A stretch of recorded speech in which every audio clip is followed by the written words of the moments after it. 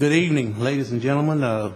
Here tonight, Toby Gilly is going to start us off with the prayer and the pledge, and we'll get this program on the road.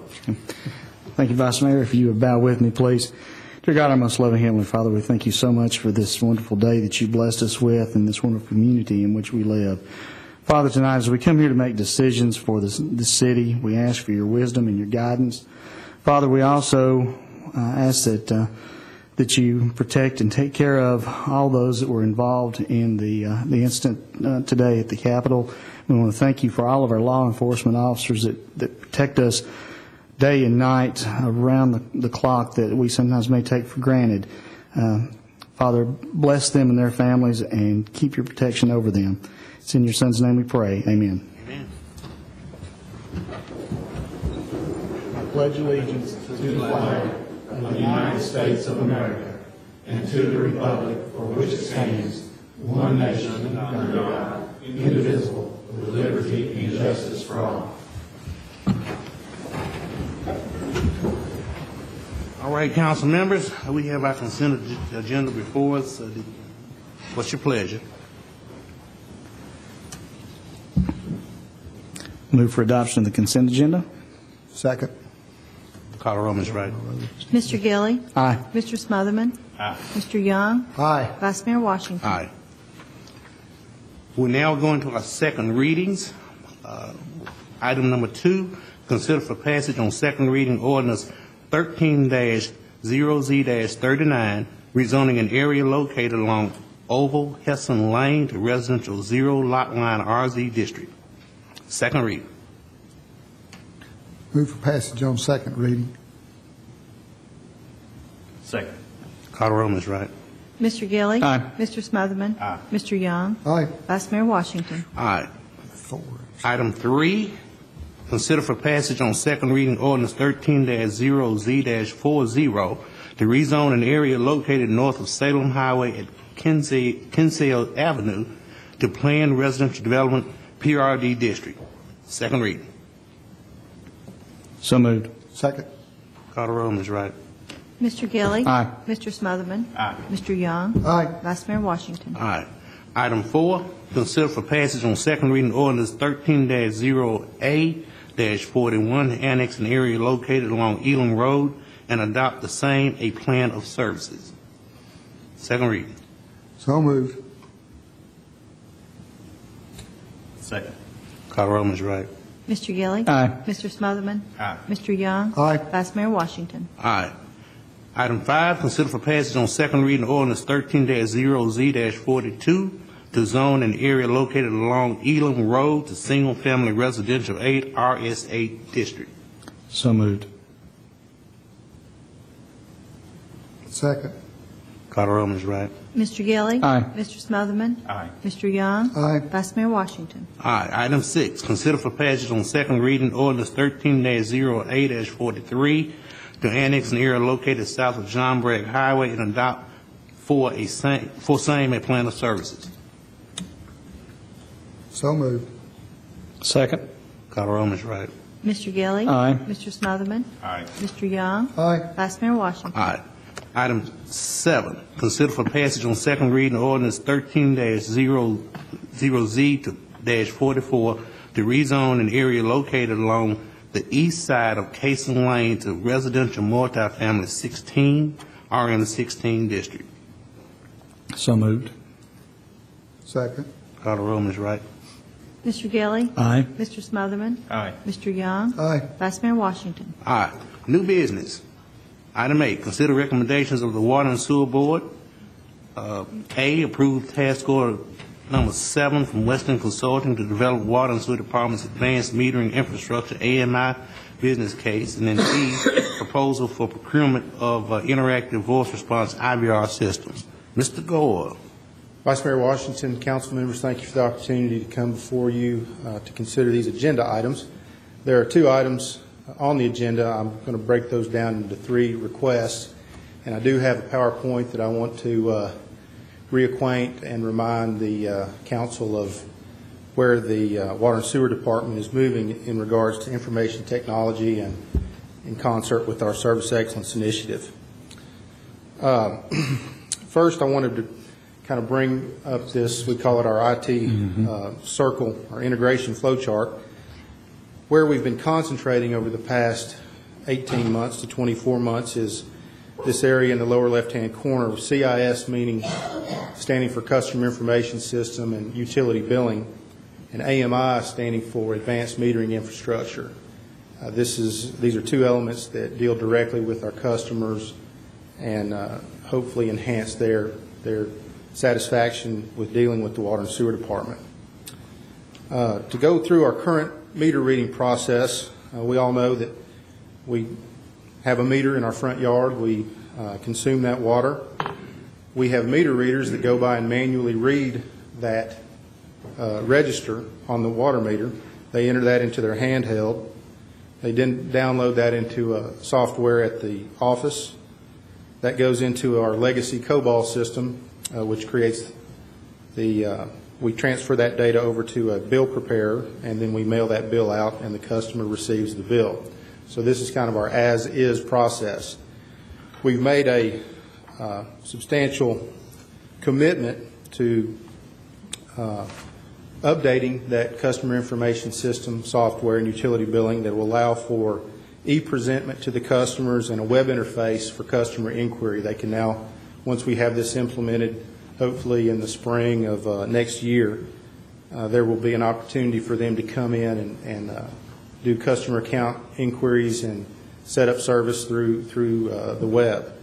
We also, just that little note, we do have the Easy Pay option now, which that was kind of a quick win for us, where we were able to allow the customers to pay via credit card over the counter, and they can actually pay with credit card online right now. One of the items I'm bringing up today, its current request, is the IVR. IVR stands for Interactive Voice Response, and it's basically just a system that allows the telephone, someone on the telephone to interface with our computer, with our customer information system. It has the ability to handle customer calls after hours, handle high volume calls, automate an outbound call campaign. One of those things, if notifications, if someone is delinquent in payment, to give them a phone call to remind them that when their bill is due. If there's water quality issues in the system, we can isolate that area and send out an outbound call campaign, what the issues may be, or if there's a planned outage in a particular area. So that's the interactive voice response system. Where we're headed, and this is a longer term, where we would like to go, is the advanced metering infrastructure. And what that is intended to do is take away the manual process of reading meters and basically allow wireless meter reading. That will then allow us to take hourly readings or every other hour. And the benefit of that is basically we're going to now be able to tell if there's an abnormal consumption for our customers. Say there's usage through the night or there's a large peak in their usage, we're going to be able to contact that customer and let them know that we may suspect that there's a leak. Or if there's theft, if there's something that's being used at a time when no one's home. It also allows our customer field reps to do soft turn-ons and turn-offs, meaning instead of having to go out and get that last reading of a customer, we can ping that meter and get the reading so that we can set up the new account with actually having to go out to that residential or commercial establishment. But before we go into that, this is a very large financial commitment, and so one of the requests before you tonight is we want to go through a business case development. This is in your packet and in your memo, but there's a lot of opportunity areas for potential improvement when you put in an AMI. I'm going to highlight really the two areas that I think are the biggest bang for the buck, and I'm highlighting that on the screen. It's where we have real losses in our water system and apparent water losses in our system. Just to give a quick tutorial, I guess, on what is an apparent loss and what is a real loss. Apparent losses occur if you have inaccurate meters or you have stopped meters, where you have water actually being delivered but it's not being recorded properly through the register of the meter. Real losses are losses that we have in the system that just through mainline leaks, it never passes through a meter, it never has an opportunity to be registered. It basically, we just lose it into the ground, so to speak. For example, in our particular case, we went back and looked at a year's worth.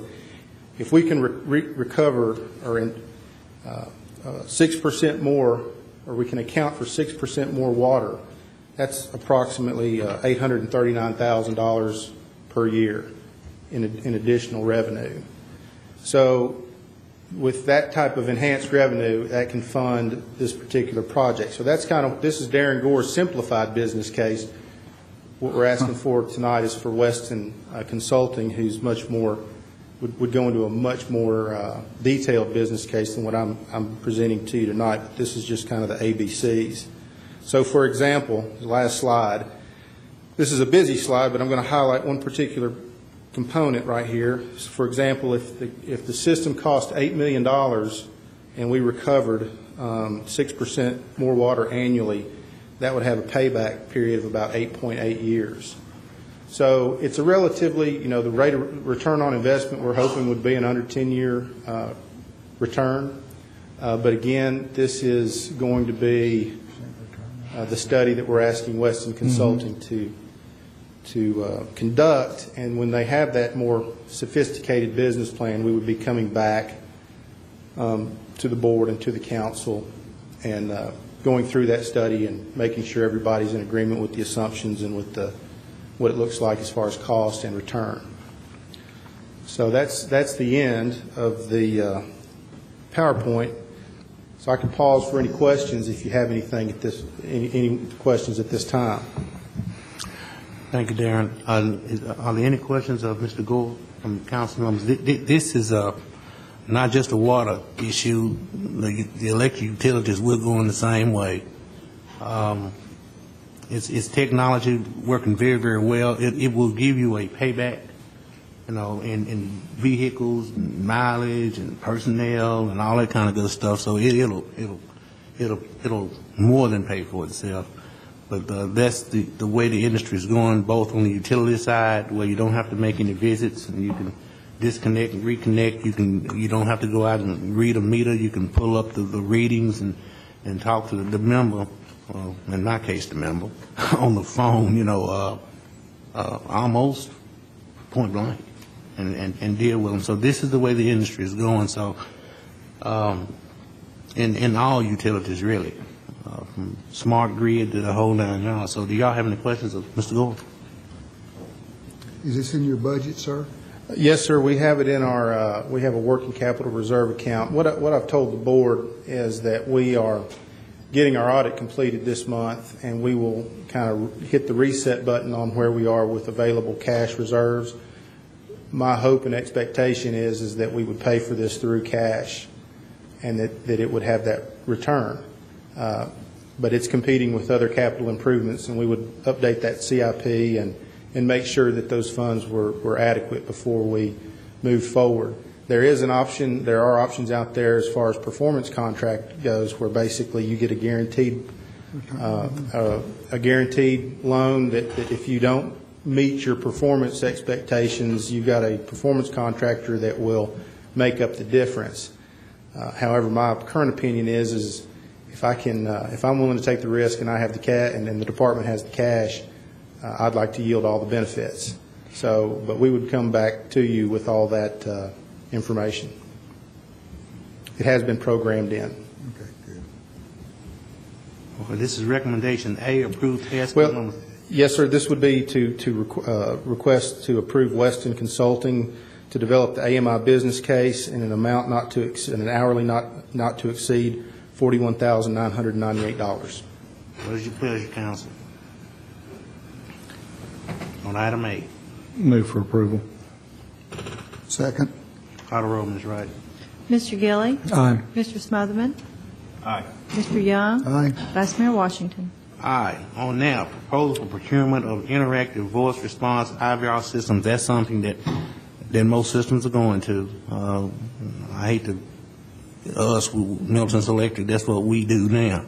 We give the pre-notices over the phone, and it's the way to go. I would say that we're going to work there's been some concern at the board level about not being able to get into contact with the customer service clerk, a voice, a human voice on the other end of the phone. So I don't think we're so much wanting to totally automate the phone calls coming into the department, but we do want to have that functionality of outbound call campaigns and notifications if there are outages or if there are delinquencies in payments.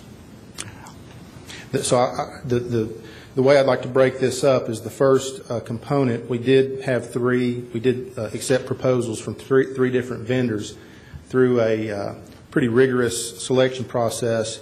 We shortlisted 2 of those 3 vendors, and I would like to. We have not finalized who the vendor would be that we want to select, but I'm asking for the ability to negotiate up to a best and final offer of $180,000 to make that determination. And that would come back. That would come back in the form of a contract and a full recommendation to the council later. That's fine. And that is one of the downsides.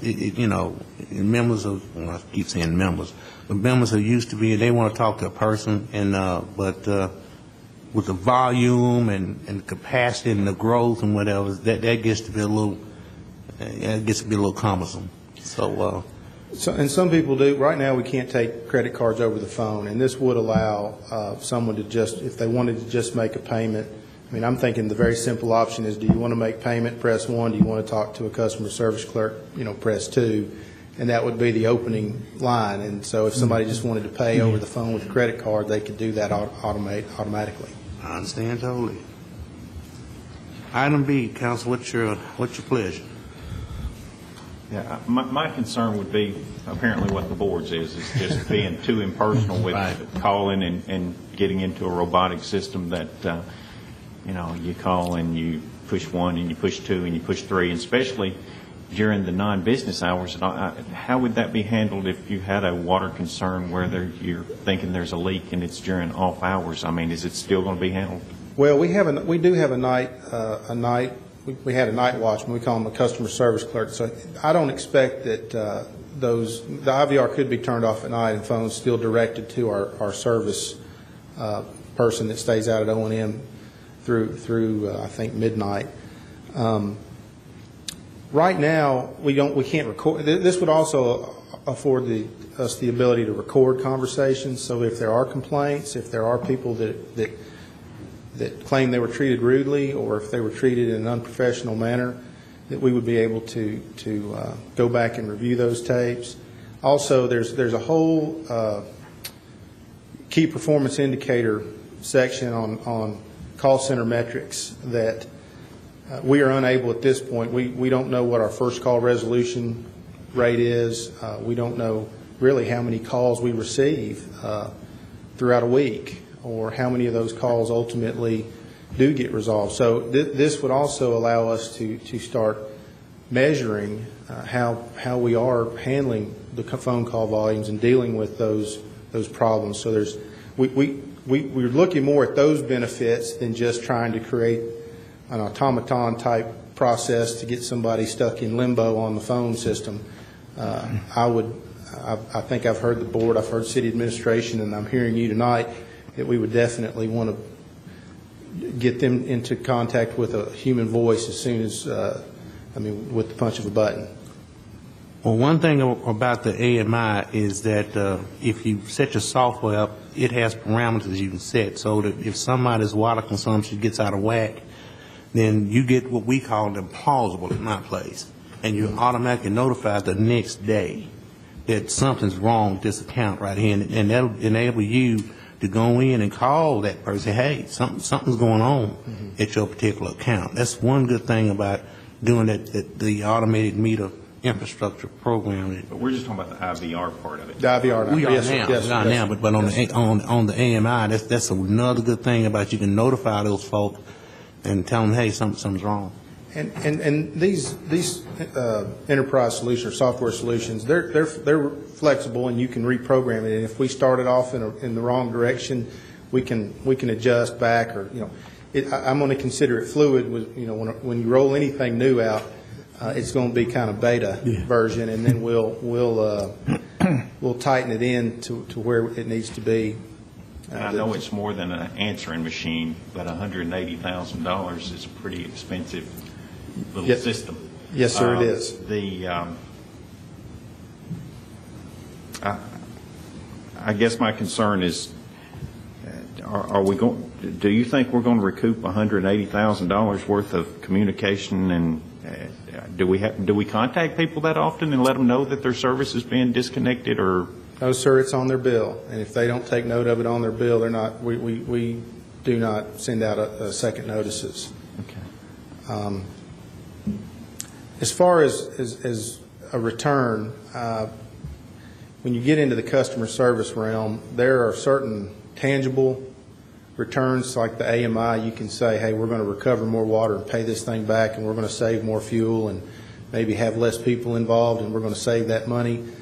There are certain intangibles that you just, this is what I've been taught when I go to all these sessions, but basically there's certain intangibles with the customer satisfaction level that you're trying to keep up with the current technology, the fact that people now have cell phones and can get texts and get emails and they want to be able to log in on their phone, they want to be able to call in and make payment on their credit card. The only way I know, there's surveys you can send out to see, are you enhancing customer satisfaction? But that's kind of one of those soft things that I would hope that we would become more efficient, that customer satisfaction would be, that we would have a higher response time, a quicker response time to complaints, that we would be able to route calls to the proper person more quickly. And that through that efficiency, yes, we would gain. This is a one-time. For example, our utility billing system, it was 800 and some odd thousand. These software systems are just not cheap, but I think to stay in tune with the market and to stay in tune with the expectations of the customers is something that they've called us. They've asked us to. They want to be able to pay their bill over the phone. And this has been programmed. We do have an information technology master plan, and this has been programmed again into that master plan and budgeted, and we have anticipated making this type of outlay for this system. Darren, I was going to ask you, and thinking back from my time on the Water and Sewer Board, the cost involved if someone's water gets turned off because they are delinquent in a bill, and then having to get it turned back on, the cost to the system and to the customer. I'm just thinking out loud, if they're able to pay by phone if they've missed a bill or something and can call in before, yes, and speed up that process of time before you go out there, turn it off, and then having to come in and pay another fee to turn it back on. Are we saving man hours and expenses that way? We are. We're hoping at some point to bring back a mobility option, which was going to be able to allow the customer service clerks to actually send those type calls to the field reps in the field wirelessly, so that they get work orders without having to come back in the office. But absolutely, I'm hoping that when we notify folks, a lot of them will be able, and the fact that they may not have cash, they may have a credit card that they can put it on, and we don't have to go out there and expend time and energy to cut them off and then charge them a $40 reconnection fee. It's a $40 charge that we add on top of that if we do cut them off. That's not revenue that I like to receive. I'd rather everybody just pay on time and we not even have to turn anybody off. Well, you can't really even call it revenue because it's almost cost neutral by the time the man hours and what you've done. You're absolutely right. It's really not cost neutral. It's cost negative, actually, probably. Exactly, right. It's probably costing us, sure. Any more questions of Darren on item B? As long as you've got a button that says, do you want to talk to a customer service agent. We may set up as I'm talking out loud and making commitments I may not be able to keep, but we could probably set up a phone line and give that out to distribute that to the council and city administration and the board members and let you call in and see if see what you think. All right, council members, item B, what's your pleasure? In some things that government does, there's not necessarily a monetary payout, but sometimes it's not how much you spend, it's how much you save. And man hours and personnel cost a lot of money. It's the biggest budget item we have. And if it'll reduce trips and downtime and efficiency, I think the whole world's used to punching 1, 2, 3, and 4 and getting some sort of result. Well, if we have customer service clerks right now, they're handling all the call volumes, and if we can defer even 20% of the calls or 15% of the calls that somebody just wants to make a payment via credit card, and that frees up that customer service clerk's time to handle a customer that's in the lobby, then that's an enhancement or an efficiency gain, I believe. Will it be 24/7? I would expect so, yes. Okay, all right. Move for approval. Second. Call the roll, Ms. Wright. Mr. Gilly. Aye. Mr. Smotherman. No. Mr. Young. Aye. Vice Mayor Washington. Aye. Item 9, consider adopting resolution. One more thing on the okay. IVR. There's the implementation services associated with interfacing this IVR with our utility billing software. That's, again, Weston is the project manager for that. They oversee the implementation and the interface process. So we'd ask for a task order for the IVR implementation services from Weston and an hourly not to exceed $40,000 contract or task order. What's your pleasure, council members?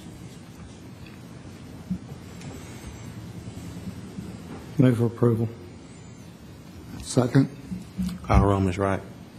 Mr. Gilly. Aye. Mr. Smotherman. No. Mr. Young. Aye. Vice Mayor Washington. Aye. Say, got you? Thank you, sir. Okay, Thank you, okay. Council. That's it. Thank you, Darren. Consider adopting Resolution 13-R-26 regarding ortho imaging and data acquisition for GIS. Who is going? Vice Mayor, this was an item that we talked to you all about last week under other business. As we mentioned to you, the county, which we participate in a joint project on GIS, is getting ready to update their photography. And what this resolution would do would be to ask Rutherford County to include the provision in their qualification statement that would require the service provider and any subcontractors to be American companies and that they perform all work within the United States. Any questions of the city manager from council members? I'm almost surprised Homeland Security doesn't require us to do that.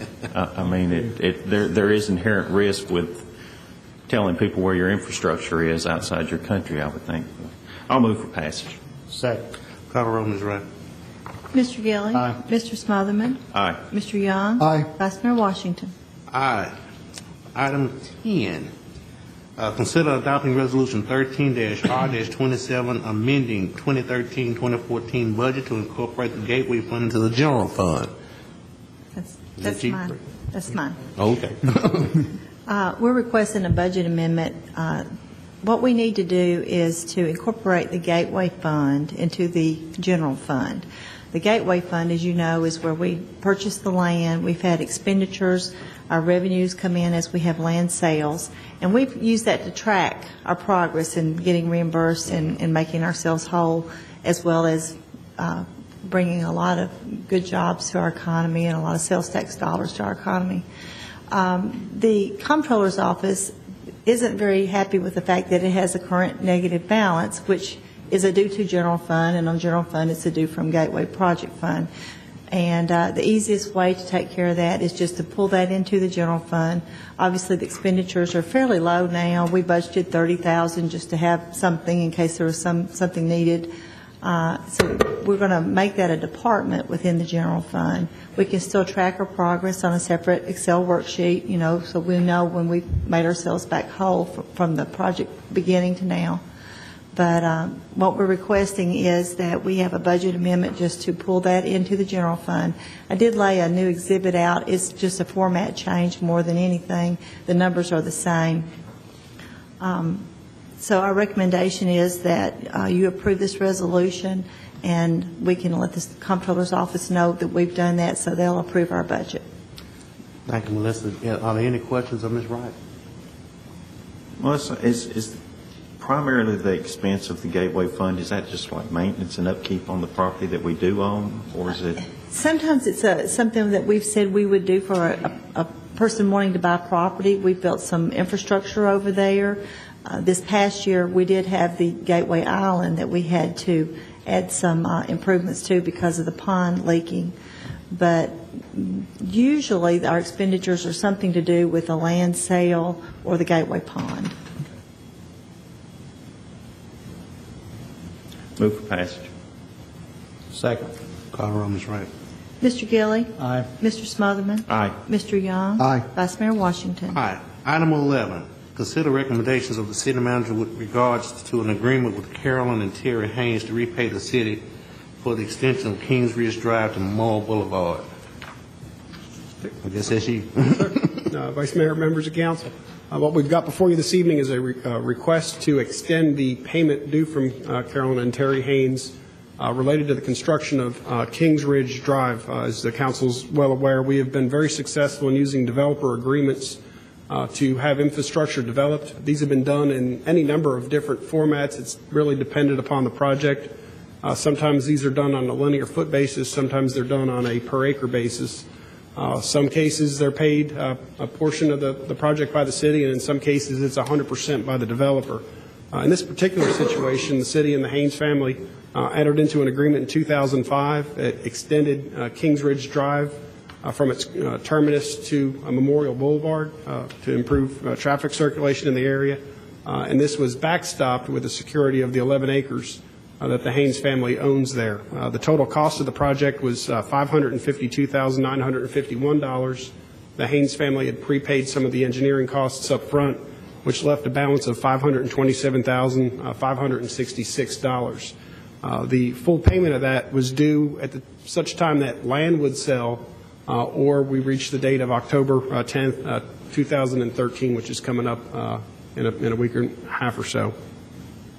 Due to the slowdown in the economy, the Haynes had sent us a letter requesting that time period for payment be extended, and what is in your agreement would be that they would get an additional 3 years to extend the payment. However, they would owe the city upfront interest-only costs, which are calculated at 3% of the amount due. So, in essence, the Haynes family would make an interest-only payment if you approve this this month, and then again in 12 months, and then 12 months after that, unless the land sells. If the land sells, then the full repayment is triggered. So, this was calculated to make sure that the cost to the city did not hit city funds, but that the interest-only payment carry us until such time that the amount be repaid. This is a first time we've received this sort of request. You remember 2 years ago there was a developer agreement with Parks Trust where they made a net present value payment that closed out that developer agreement. So with that, I'd be happy to answer any questions. Rob, do you think this is a very good precedent for us to set of negotiating a contract with somebody and then coming back later and saying, well, it's time to change it? I mean, I just think for every other contract that we have out there, we're leaving ourselves open to saying, well, we'll let you continue that loan at 3%. And I'm not sure that's a good idea. I mean, what do you think? Well, we've got these set up in a number of different places. And the original request that came to us from the Haynes was that they just simply asked for the 3-year extension. So, at that point, the interest costs are still going to accrue to the city, right, and didn't feel like, that was a recommendation that would certainly cause us to look at some of the other agreements we have and get similar requests. So in this case, the suggestion was if an interest-only payment was made, that the city would not, in a sense, be having to pay for this, but that the Haynes family would ultimately bear the entire cost of it. You certainly have some options here. Any other questions of the city manager? The city's been reaping the benefits of this reward by the street being finished and completed. And that's really been one of the large advantages of doing the developer agreement. I can think back to when the Blackman schools were being planned. There was no sewer in that part of the community, and the city invested something in the neighborhood of $17 million for the trunk sewer. And then as developments would tap onto that sewer, they would pay their fair share of that sewer line cost. And we can see, the amount of growth that's happened west of the interstate. And when you do it that way, you're able to pre-plan it, you put it in the correct location, and then that certainly can facilitate some of these projects getting done more quickly, because if it had to be extended a certain distance or there was a gap, the project may not happen. So I think it's been, certainly wise of the city to be able to, plan for the growth, but again, to hold the parties, who are going to, develop, that they had to pay their fair share. And in this case, this is a project that will be paid 100% by the Haynes family once the agreement's culminated. I think I would have a bigger problem with this if it is a project that had already sold and developed, and they're coming back saying, yeah, we've developed the property, and we just didn't manage it well enough to be able to pay for it. But given the fact that it hasn't developed yet, I can see the spot that it puts things in, as long as we're recouping the interest back so that it's not costing the city any more money at this time. And this is one of the projects where 100% of this project is on the developer. And there are other projects we have where it is a pro rata Correct. share as opposed to 100% on the private source. And the benefit of the road that was built for this is ongoing. So it's complete and finished, and it's being used daily by our citizens. Yes. But I mean, it is more than just the interest, in the sense that we've got $500,000 of the city's money loaned out there that we could be using for something on a city project. I mean, would it maybe be more appropriate if we just did it on a one-year basis as opposed to a 3-year basis, so that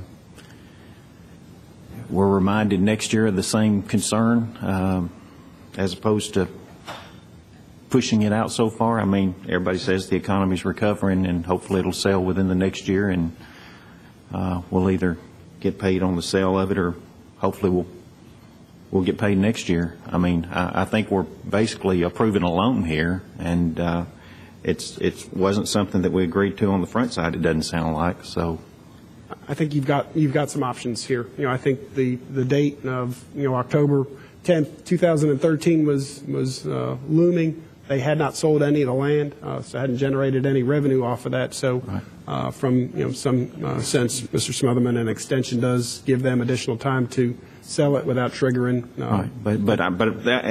Where I'm going with that is they could sell a parcel of the land maybe between now and then to compensate for paying us the amount, whereas they wouldn't sell the whole property. And if they don't sell the whole property, then I'm assuming that we're saying that, well, you got 3 years if you don't sell the whole property. Is that where we're at? I think the agreement defines the trigger point for the land sale, and I believe it is, and when they sell the land, it's got to be repaid. But that would be completely all the land. Is that what you're... There's a formula that deals with kind of the prorated basis. If they only sold half of it, there's a pretty detailed formula that's in the attachment. Councilman Gilley. Rob, I was going to ask, the loan that this is attached to, is it on one of our variable Yes, sir. rates? So there is subject to the potential economy changing our rate going up. And the point that I'm bringing about that is, if we do this for a year as opposed to 3, and it doesn't sell within the next year, we could certainly look at this with the same set of eyes that we are now, saying, do we need to extend it yet one more year? But the interest rate has changed down, so do we need to revisit that? That may be I think Eddie's suggestion could give them the relief that they're needing, but also us the safeguard of, if we need to reevaluate a little quicker, And that, Than 3 years. Toby, you nailed it. That's my concern.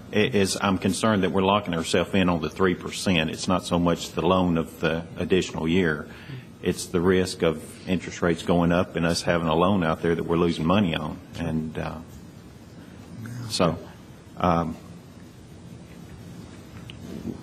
I would like to amend the request to a one-year loan at a 3% rate.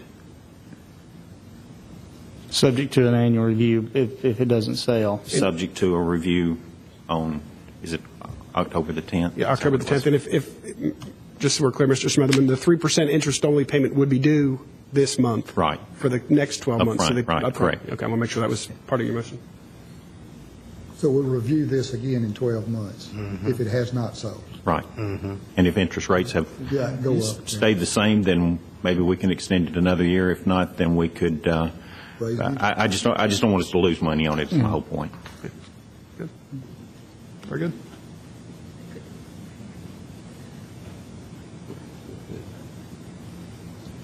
You had that in the form of a motion, is that right? Yeah. Okay, I'll second that. Carter Rome is right. Mr. Gilly? Aye. Mr. Smotherman? Aye. Mr. Young? Aye. Vice Mayor Washington? Aye. Was that on the amendment or was that on the motion? Well, I think it's the whole thing because. Okay. Yeah. Okay. Yeah. All right, thank you. All right. Item 12, we've had some discussion about the technology plan. I am going to let Mr. Smotherman address that. The city schools is wanting to come back and explain to us about the technology plan that we discussed a couple weeks ago. And just because of the significant impact of the cost that's involved, as well as the amount, the fact that we're missing 3 members, I think it would be appropriate for us to defer that tonight. I agree. I think we. Okay? You need that in the form of formal motion. Yeah. I would make a motion that we defer item 12. I'll second that. Carter Rome is right. Mr. Gilly? Aye. Mr. Smotherman? Aye. Mr. Young? Aye. Vice Mayor Washington? Aye. Beer permits. We have one tonight, a little restaurant at 2705 Old Fort Parkway, Suite Inn. They have met our background check requirements, and we are waiting for their codes inspections. This is a new location. So we'd like to issue that permit once they satisfy codes. Council members, what's your pleasure? Move for approval. Second. Carter Rome is right. Mr. Gilly? Aye. Mr. Smotherman? Aye. Mr. Young? Aye. Vice Mayor Washington? Aye. Payment of the statements. Do you all want to pay the bill? I move we pay the bill. I do too. I'll second that. Carter Rome is right. Mr. Gilly? Aye. Mr. Smotherman? Aye. Mr. Young? Aye. Vice Mayor Washington? Aye. I don't have any board or commission appointments. Is there other business from the staff? I did want to give just one very brief update on the Stones River Greenway. As you all know, we have been exploring some alternative routes for that. That work has continued. They continue to look at possible different locations for that. That work hadn't finished up yet, Council, but that is something we are very actively working on, and I would hope later this month to have more detailed information for you. So I will be returning back to you shortly. Good deal. Now, everybody got the memo except Ms. McGann. Now, Rob has a blue towel on. It is tomorrow. He has a blue towel. Doug? We all have We all blue have on. blue on. You must, but Outfit ready for tomorrow. somehow our legal department, a legal person didn't get on. And what Ron is referring to is homecoming this weekend for MTSU. We're all true blue, and we certainly want to encourage everybody to go out and support the Blue Raiders as they play East Carolina, and let's cheer them on to a win. Right. They will. With that, we adjourn.